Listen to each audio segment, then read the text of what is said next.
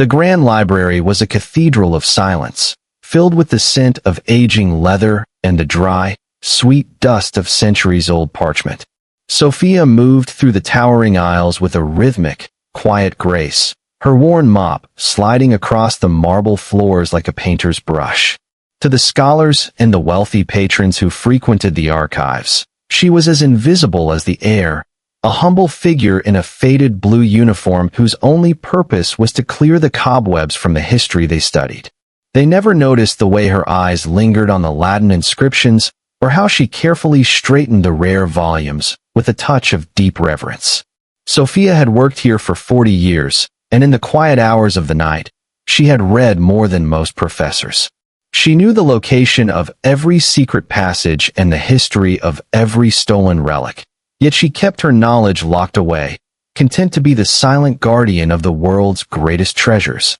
Mr. Miller, the newly appointed director of the library, was a man who measured worth by titles and expensive suits.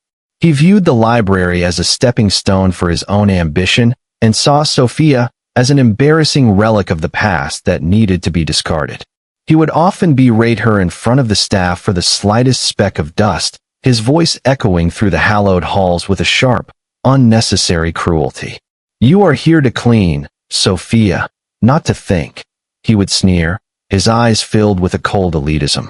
He was currently under immense pressure because the library's most prized possession, a golden manuscript from the forgotten era, had vanished from its high-security display case overnight. Miller was desperate to find a scapegoat to protect his reputation, and he had already begun whispering to the authorities that the elderly woman with the keys to every room was the only logical suspect. He didn't realize that his own arrogance had blinded him to the true nature of the woman he was trying to destroy.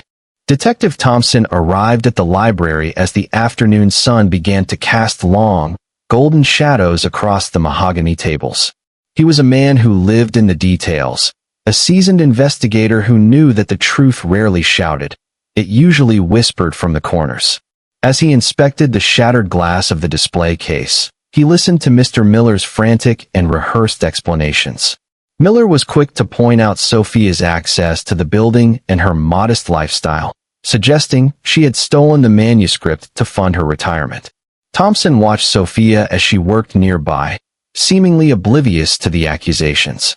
He noticed the way she positioned a stack of books on a card, a specific arrangement that seemed almost like a geometric pattern. When she moved to the next aisle, she left a small, deliberate smudge of dampness on the floor that pointed toward the director's private office. Thomson felt the familiar spark of curiosity. He sensed that the cleaning lady wasn't just working, she was communicating. Thomson followed the subtle trail Sophia was leaving behind. He watched as she placed a bright red book upside down on a shelf titled The History of Forgery, and then she caught his eye for a fraction of a second, her gaze shifting toward a ventilation duct near the ceiling. It was a silent performance of incredible intelligence. Thomson realized that Sophia knew exactly what had happened, but she was too wise to speak openly to a man like Miller who would never believe her. Instead, she was using the library itself as her voice, turning the shelves and the shadows into a map for the detective to follow.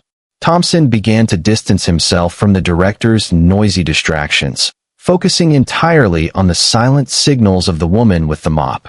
He realized that the dust she was cleaning was actually being used to highlight fingerprints on the keypad of a hidden safe, a safe that only the highest level of management was supposed to use. As they reached the director's office, Thomson's suspicion solidified into certainty.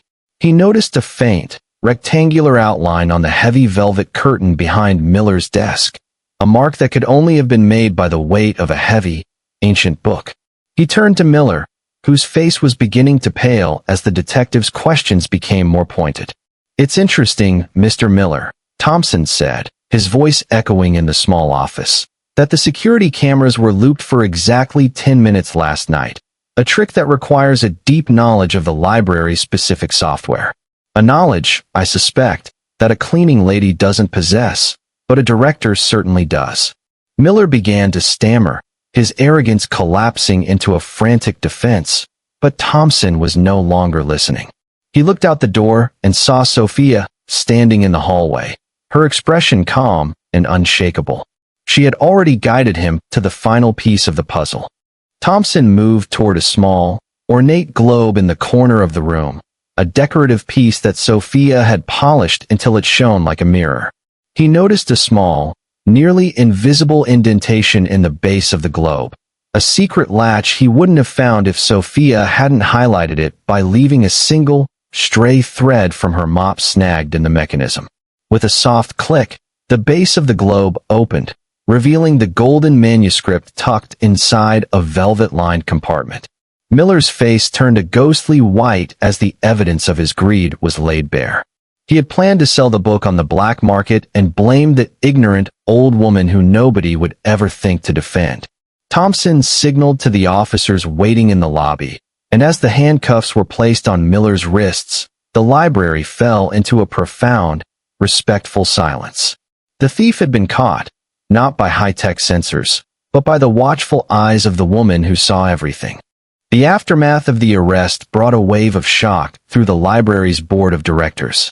They realized with deep embarrassment that they had allowed a genius to work in their shadows for decades while a criminal sat in the director's chair. Thomson insisted on a public ceremony to return the manuscript to its rightful place, and he made sure that Sophia was the guest of honor.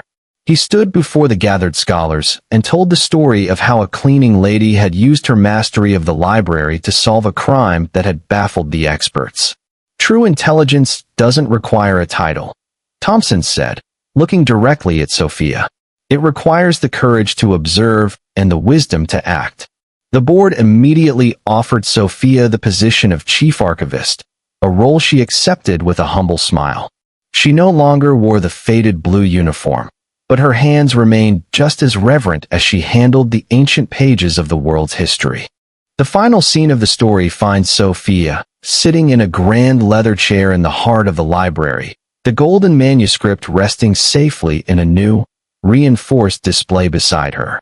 She is surrounded by books, her true friends, and for the first time in 40 years, she is not cleaning the dust, but adding her own notes to the margins of history.